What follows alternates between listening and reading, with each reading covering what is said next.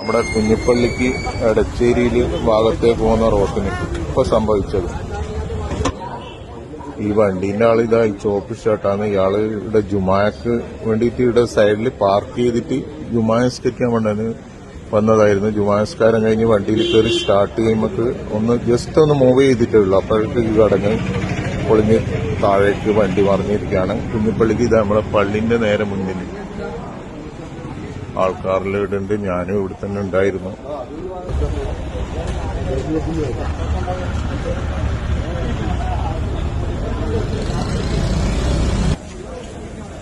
പുതിയൊരുന്ന് വന്ന വണ്ടിയാണ്.